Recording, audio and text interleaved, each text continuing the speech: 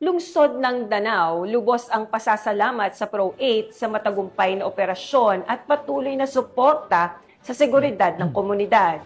Magbabalita dyan si Patrolwoman Cristel Palafox.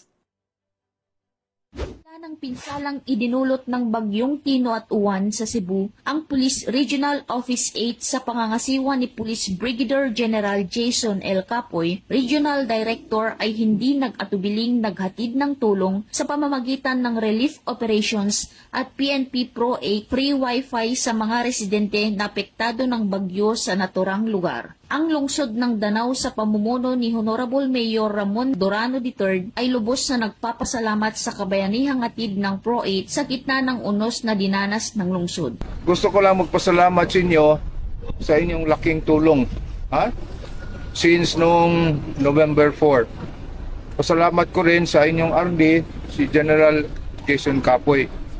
Ang laking tulong ninyo sa operations namin, especially sa relief operations.